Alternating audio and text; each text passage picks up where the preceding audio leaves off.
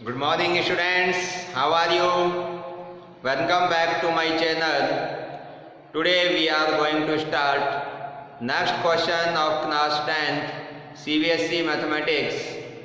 Question number 15, chapter 9, exercise 9.1.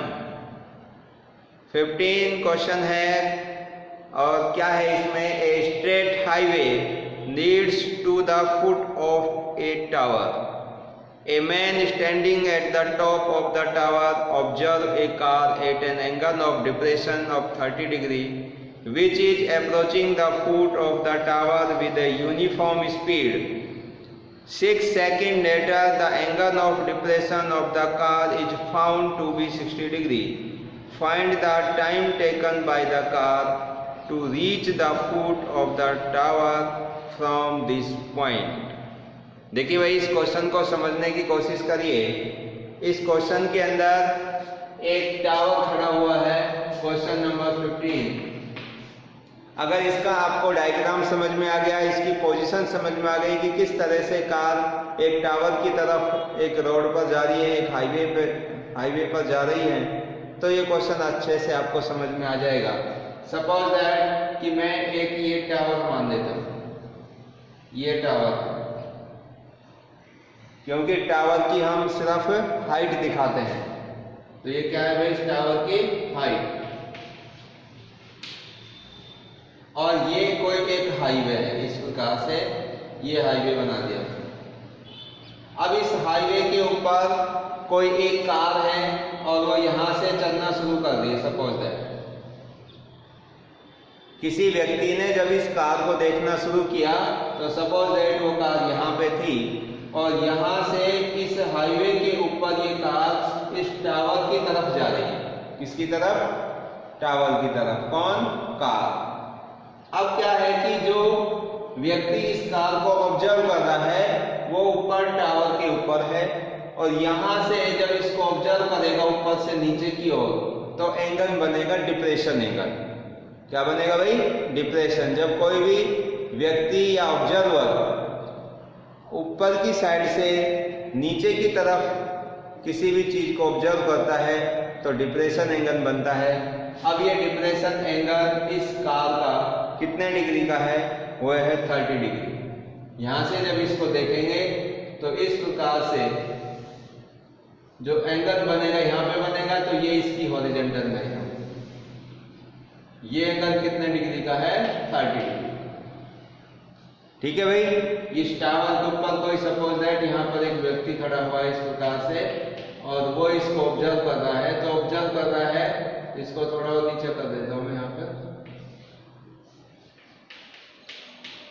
तो ये जो डिप्रेशन एंगल है वो कितने का बना? 30 डिग्री का. अब क्या है कि कार इस पोजीशन पे थी. सपोज दैट इस पॉइंट का नाम मैं रख देता हूँ ए. अब क्या है कि इस कार की स्पीड है यूनिफॉर्म, एक जैसी स्पीड है. अब कुछ समय के बाद ये कार आपकी यहाँ पहुंच जाती है. इस रोड के ऊपर इस टावर की तरफ आती हुई जैसे यहाँ पे आ गई, तो ये जो डिप्रेशन एंगल है 60 डिग्री का, ये चेंज होकर कितने का हो गया? 60 का हो गया. सपोज दैट कार कहाँ पे आ गई भाई? बी पॉइंट पर. और अब ये डिप्रेशन एंगल ये वाला चेंज होकर कितने डिग्री का हो गया? 60 डिग्री. तो ये कार आपकी पहले यहाँ थी और 6 सेकंड के बाद में कहाँ पहुंच गई? बी पॉइंट पर. तो 6 सेकंड में इसने कुछ ना कुछ डिस्टेंस कवर की और बी पॉइंट पर आ गई. अब आपसे ये पूछ रहा है कि ये जो बी पॉइंट पर अब कार पहुंची है, इस टावर के फुट तक पहुंचने में इसको कितना समय लगेगा? Time taken by the car from point B to foot of the tower. इस टावर के फुट तक पहुंचने में इसको कितना समय लगेगा, ये हमें फाइंड आउट करना है. देखिए भाई, दोबारा से मैं बता रहा हूं कि यहाँ स्टार्टिंग में एक कार है ए पॉइंट पर, और ये एक टावर खड़ा हुआ है, ये इसका फुट है, और ये एक हाईवे जा रहा है इस टावर की तरफ. इसके ऊपर से जब ये कार जा रही है तो यहाँ इस टावर के ऊपर कोई व्यक्ति इसको ऑब्जर्व कर रहा है. कितने डिग्री के डिप्रेशन एंगल पर? 30 डिग्री का. समान स्पीड से गाड़ी आगे जा रही है, तो 6 सेकंड के बाद में ये सपोज दैट यहाँ पे पहुंच गई, तो ये डिप्रेशन एंगल 60 डिग्री का हो गया. अब आपको बताना है कि यहाँ से और यहाँ तक बी पॉइंट से और इस टावर के फुट तक पहुँचने में इस कार को कितना समय लगेगा, वो टाइम हमें फाइंड करना है। तो मैं इस पॉइंट का नाम रख देता हूँ सी, इसका नाम रख देता हूँ डी। तो डी सी आपका टावर हो गया, और ए सी है जो ये हाईवे है, और ए और बी है जो इस कार की वो पोजीशन है जब इस व्यक्ति ने, ऑब्जर्वर ने इनको ऑब्जर्व किया था। पहले तो जब ये कार ए पोजीशन पर थी और फिर दोबारा ऑब्जर्व किया तो कार कहाँ पहुंच गई थी, 6 सेकंड बाद में इस बी पॉइंट के ऊपर। तो हमें बी से सी तक इस कार को पहुंचने में कितना समय लगेगा, वो टाइम हमें फाइंड आउट करना है। देखिए फर्स्ट में ये कार आपकी यहाँ पे थी, इसका मैं डायग्राम बना देता हूँ छोटा सा, और फिर वो यहाँ पे आ गई इस पोजीशन पर। तो ये कार अब आपकी सी पॉइंट पर पहुंचने में कितना समय लेगी वो हमें पता करना है। तो देखिए इसको हम मेंशन कर देते हैं कि D C is the tower and A C is the straight highway. A C कैसा हाईवे, स्ट्रेट हाईवे। और जो कार जा रही है उसकी स्पीड कैसी है, एकदम यूनिफॉर्म स्पीड है, एक समान स्पीड से आगे बढ़ रही है। देखिए भाई लिखते हैं इसको सॉल्यूशन इसका, that DC is a straight, DC is a tower and AC is a straight highway, straight highway। और इस कार की यूनिफॉर्म स्पीड है उसको मैं मान लेता हूँ कितनी भाई, x। इस कार की यूनिफॉर्म स्पीड को x मान रहा हूँ, और B से C तक इस कार को पहुंचने में जो टाइम लिया गया उसको क्या मान रहा हूँ मैं, y मान लेते हैं। B से C तक पहुंचने में इस कार को y सेकंड का समय लगा, और A से B तक जो यूनिफॉर्म स्पीड से गाड़ी गई तो उस स्पीड को मैं x किलोमीटर पर सेकंड या मीटर पर सेकंड मान लेते हैं। देखिए डिस्टेंस मुझे कम दिखाई दे रही है तो मीटर पर सेकंड मान लेंगे, और ज़्यादा डिस्टेंस होगी तो उसको किलोमीटर पर आवर मान लेंगे। तो let DC is a tower and AC is a straight highway. A and B are the position of car. A and B are the position of the car। तो उस car की ए और B क्या है, ये दो पोजीशन है। पहले ए पोजीशन पर यानी कि ए पॉइंट पर थी और फिर बी पॉइंट पर है। डिप्रेशन एंगल एक 30 का है, एक 60 का है। तो आप देखिए कि ये आपकी जो लाइन है ये भी स्ट्रेट है, और ये हॉरिजॉन्टल लाइन ये भी स्ट्रेट है। तो ये दोनों लाइन स्ट्रेट हो गई। जब दो इन लाइनों को ये ट्रांसवर्सल लाइन इंटरसेक्ट करती है तो ये अल्टरनेट इंटीरियर एंगल कैसे होंगे, सेम होंगे। तो ये एंगल 30 का है तो ये भी 30 का होगा, और जब ये एंगल 60 का है तो ये भी 60 का होगा। क्यों हो गए, क्योंकि ये अल्टरनेट इंटीरियर एंगल है। तो अल्टरनेट एंगल हमेशा सेम होते हैं जब दो पैरेलल लाइनों को एक ट्रांसवर्सल लाइन इंटरसेक्ट करती है। तो अल्टरनेट एंगल कैसे होते हैं भाई, सेम होते हैं। अब आगे लिखेंगे that the uniform speed of car, that the uniform speed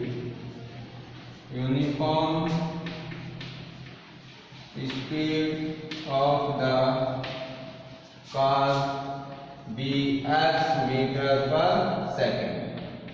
कितनी मान दी भाई मैंने, x metre per second. And time taken by the car, and time taken by the car from B to C, from the point, time taken by the car from the point, from the point B to C, be y second, कितना मान लिया मैंने, Y second, कि B से सी तक पहुंचने में जो टाइम लगा वो कितना लगा, वाई सेकेंड का। अब देखिए कि ए से बी तक जो कार जा रही है वो कितने समय में पहुंच रही है, 6 सेकंड के अंदर। पहले यहां थी और 6 सेकंड बाद कहां पहुंच गई, बी पर। तो 6 सेकंड के अंदर इस कार ने जो ये डिस्टेंस कवर की है, कितनी की है, हम डिस्टेंस निकालें।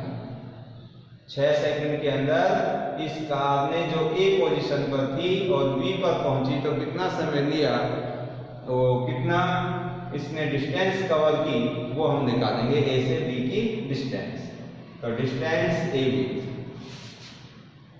नाउ इधर आपको दिखाई नहीं देगा, इस पर लिख लेता हूं मैं।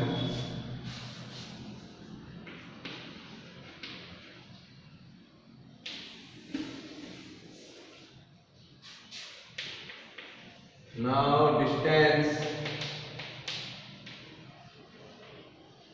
ए बी इक्वल टू, तो डिस्टेंस का फॉर्मूला क्या है, time into speed, time into speed. Time into speed किसका फॉर्मूला है, ये डिस्टेंस का। तो देखिए भाई, तो A B is equal to time कितना 6 सेकेंड और स्पीड हमने कितनी मानी है, x। तो ए बी कितना आ गया, 6x। भाई ये कार ए से बी तक पहुंचने में समय कितना ले रही है, 6 सेकेंड। तो टाइम की जगह 6 हो जाएगा और इसकी स्पीड को क्या मान लिया हमने, स्पीड को x माना था। तो ए बी डिस्टेंस कितनी हो गई, 6x। इसी प्रकार से ये डिस्टेंस निकालेंगे हम BC। तो BC distance, distance BC, distance BC is equal to time into uniform speed. अब देखो बी से सी तक पहुंचने में टाइम कितना माना था हमने, y, और स्पीड कितनी x। तो कितना हो गया भाई, yx। तो ये वाली जो डिस्टेंस है यहां से यहां तक की, ये तो हो गई आपकी कितनी भाई, 6x, और ये वाली डिस्टेंस हो गई yx। अब देखो, अब इस डायग्राम के अंदर हम ट्रिग्नोमेट्री का यूज करेंगे। अब इसमें दो राइट एंगल ट्राइंगल बन रहे हैं आपके। एक तो ये वाला राइट एंगल ट्राइंगल है, क्या नाम है इसका, BCD। ये यहाँ पर परपेंडिकुलर है तो 90 डिग्री का एंगल है। और दूसरा राइट एंगल ट्राइंगल ACD। इन दोनों के अंदर हम ट्रिग्नोमेट्री यूज करेंगे। देखो इन दोनों में से पहले किसी को भी यूज कर लो आप, चाहे इसको कर लो या बड़े वाले। तो इन राइट ट्राइंगल मैं बड़ा वाला ले रहा हूँ, first of all ACD। In right triangle ACD, ACD के अंदर एक्यूट एंगल ये 30 डिग्री का काम आएगा।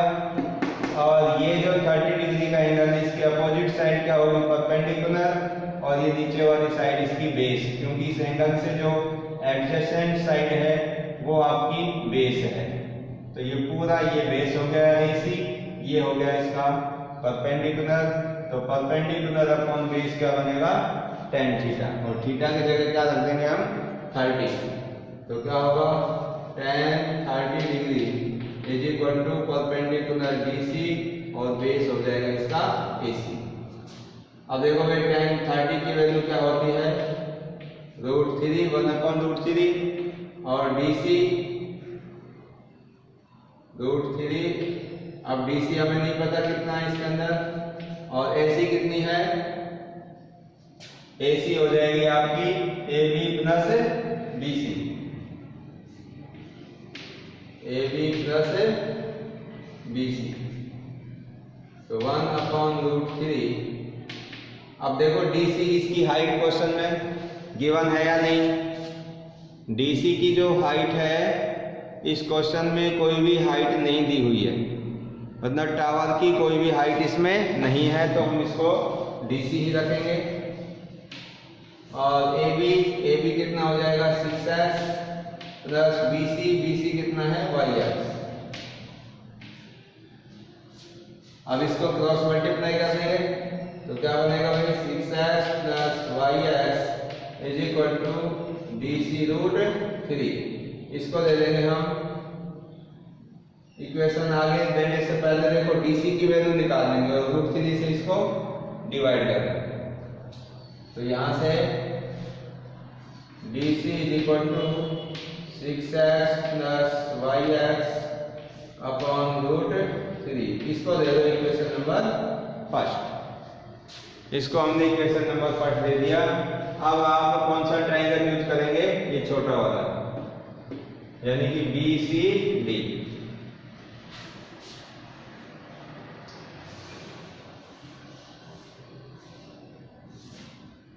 देखो आप ट्रायंगल आपका BCD, तो इस ट्रायंगल के अंदर देखेंगे क्या होगा। इन ट्रायंगल कर देते हैं इसको, इन ट्रायंगल BCD। तो BCD के अंदर जो BCD ट्रायंगल है इसमें एक्यूट एंगल कौन सा काम आएगा? 60 डिग्री। इसके अपोजिट जो साइड है ये परपेंडिकुलर और ये एडजेसेंट साइड है जो बेस। तो परपेंडिकुलर अपॉन बेस वो tan का फॉर्मूला लग जाएगा। तो tan 60 degree equal to DC upon BC। tan 60 की वैल्यू √3 DC अपॉन BC कितना है आपका? BC है yx। अब यहां से क्रॉस मल्टीप्लाई करके DC की वैल्यू आ जाएगी yx इंटू √3। इसको दे दूंगा इक्वेशन नंबर सेकंड। अब देखिए आप इक्वेशन नंबर ये फर्स्ट थी और ये इक्वेशन नंबर सेकंड। अब आप इस सेकंड से वैल्यू DC की किस में पुट कर दो? इक्वेशन नंबर फर्स्ट में। सेकंड से फर्स्ट में हम DC की वैल्यू रख देते हैं। तो क्या लिखोगे भाई? Putting the value from second to first. Put the value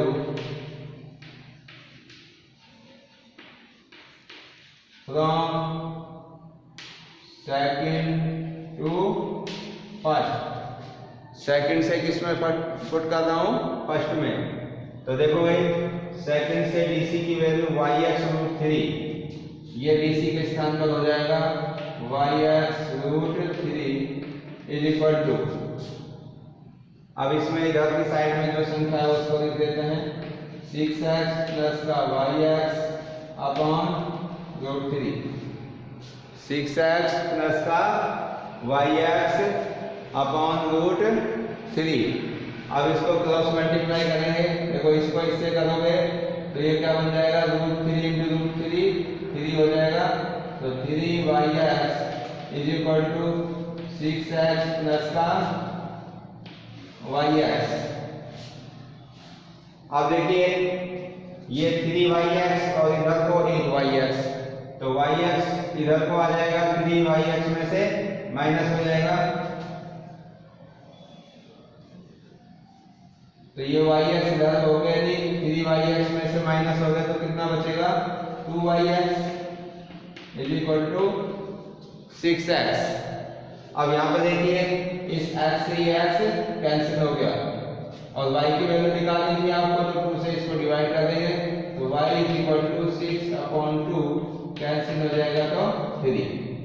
तो अब हमने देखिए यहाँ पर y मानी थी that the uniform speed car की x और time taken by the car from the point B to C y, यानी कि B से C तक पहुंचने में जो इस कार को समय लगेगा उसको हमने y सेकंड माना था। तो y की वैल्यू कितनी आ गई? 3 आ गई। इसका मतलब इस कार को C पॉइंट तक पहुंचने में कितना टाइम लगेगा? 3 सेकंड का। इसलिए y is equal to 3 second. तो ये आपका आंसर आ गया। क्लियर है भाई? तो इस प्रकार से हम इस क्वेश्चन को सॉल्व कर सकते हैं। थोड़ा सा क्वेश्चन बड़ा है लेकिन इसको आप बार बार करेंगे तो बहुत ही इजी क्वेश्चन हो जाएगा। अब देखिए इसका लास्ट क्वेश्चन बचा हुआ है, इसको सॉल्व कर लेते हैं। Question number 16।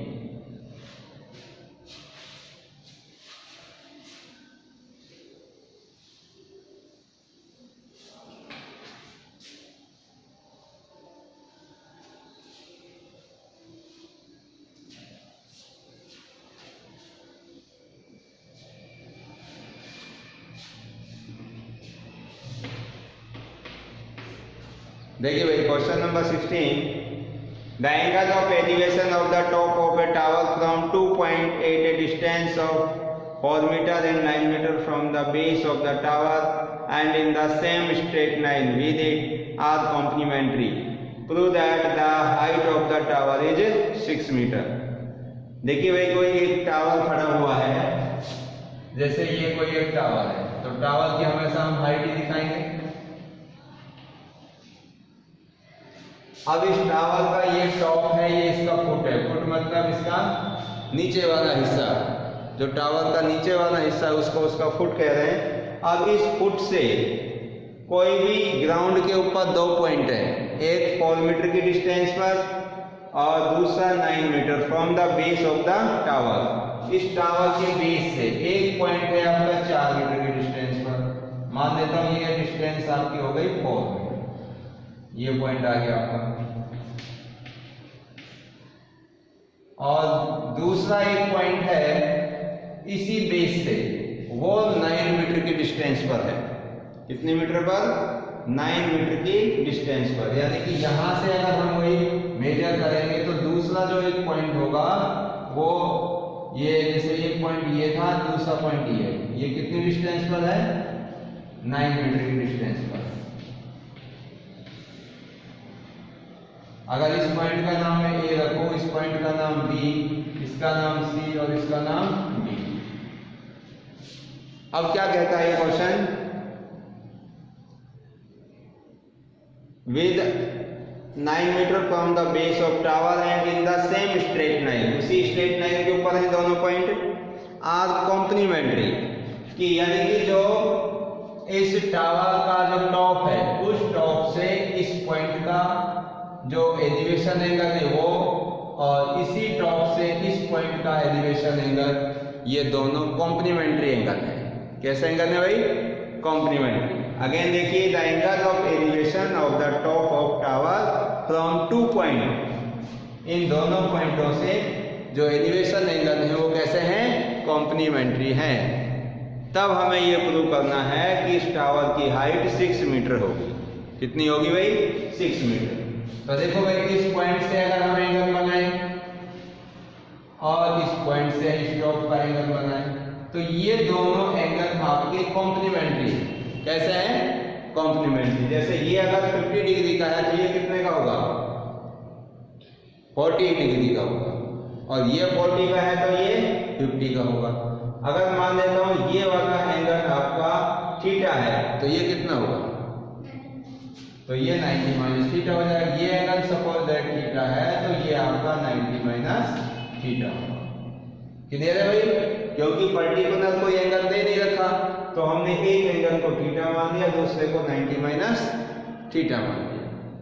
तो अब देखिए, इसमें भी आपके 2 राइट एंगल ट्रायंगल बन रहे हैं, तो इसका भी सॉल्यूशन करेंगे। अब इसमें आपका डीसी क्या है? Height of the tower, that height of the tower DC is equal to h metre. तो हाइट को क्या मान दिया मैंने? h मीटर मान दिया। अब देखो, इन दोनों ट्रायंगलों का यूज करेंगे, दोनों राइट एंगल ट्रायंगल है, तो क्या लिखेंगे?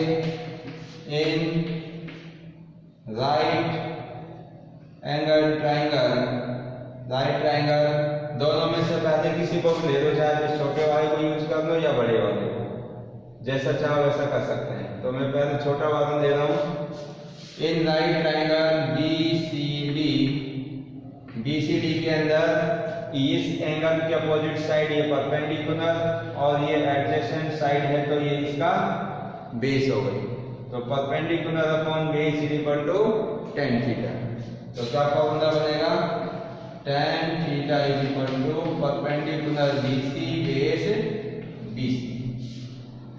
अब देखो, हमने DC जो है इसकी हाइट को क्या मान लिया? h मान लिया, तो h अपॉन BC कितना है? 4 है। तो ये एक इक्वेशन आ गई हमारे पास, कौन सी? tan theta is equal to h upon 4। इसको मैं इक्वेशन नंबर फर्स्ट दे देता हूं। अब इसके बाद दूसरा वाला ट्राइंगल यूज कर लीजिए, right angle triangle ACD। Now in right triangle ACD, अब ACD के अंदर भी ट्रिग्नोमेट्री का यूज करेंगे। तो ये वाला जो एक्यूट एंगल है इसकी अपोजिट साइड ये परपेंडिकुलर, और ये इसका पूरा बेस, यहाँ तक का बेस कितना है इसका 9 मीटर। अब यहाँ पर एंगल कौन सा काम आएगा, 90 माइनस थीटा। तो perpendicular upon base equal to tan 90 minus theta. तो क्या बनेगा भाई, tan 90 minus theta is equal to perpendicular BC और बेस AC। अब देखिए भाई यहाँ पर tan 90 माइनस थीटा कॉम्प्लीमेंट्री वाला एंगल का फॉर्मूला बन गया।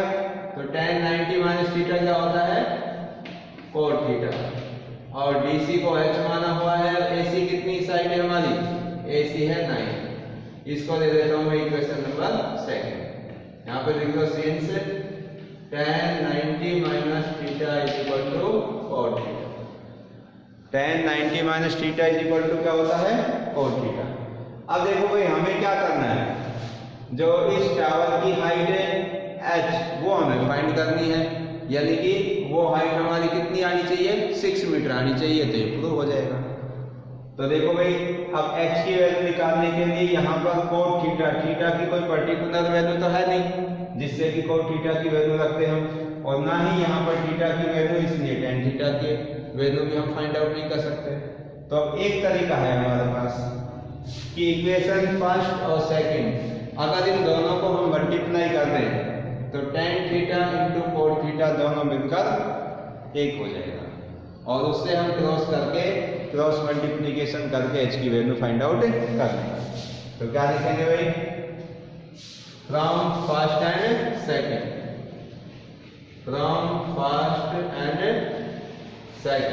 इन दोनों को हम मल्टीप्लाई कर रहा हूं मैं। तो tan theta into cot theta is equal to h upon 4 into h upon 9। अब देखो भाई tan theta into cot theta कितना होता है, 1। कैसे होता है, tan थीटा इस cot को हम ऐसे लिख सकते हैं 1 अपॉन 10, क्योंकि 1 upon 10 equal to cot theta होता है। tan का रेसिप्रोकल cot हो जाएगा, और इसको मल्टीप्लाई करेंगे तो h इंटू h स्क्वायर और 9 4 जा 36। 10 से 10 कैंसिल हो गया, क्या बच गया यहाँ पर 1। तो 1 is equal to h square upon 36। अब इसका क्रॉस मल्टीप्लाई करेंगे तो h square is equal to क्या हो गया 36, और स्क्वायर हटाएंगे तो अंडर रूट लगा देंगे तो h is equal to plus minus under root 36, और अंडर रूट 36 की वैल्यू कितनी हो गई, h equal to 6। Negative sign नहीं लेंगे क्योंकि हाइट है, हाइट हमेशा पॉजिटिव हो। तो therefore we can say that the height of tower equal to 6 meter. Hence height of tower is equal to 6 meter. Hence proof, और ये हमें प्रूव करना था। तो इस प्रकार से ये हमारी जो एक्सरसाइज है 9.1 ये आज कंप्लीट है, और इसी के साथ ये चैप्टर आपका 9 ये भी कंप्लीट हो चुका है। तो इस चैप्टर में आपको कोई भी समस्या, कोई डाउट, कोई प्रॉब्लम हो तो आप कमेंट करके पूछ सकते हैं या वॉइस मैसेज से पूछ सकते हैं। तो आप इसको कंप्लीट सॉल्व करिए और अप टू 9 चैप्टर तक का होमवर्क अपनी नोटबुक के अंदर कंप्लीट कर लीजिए। तो आज की क्लास में बस इतना ही। नेक्स्ट क्लास में हम देखेंगे कौन सा चैप्टर स्टार्ट करना है। So thank you and thank you very much. Okay.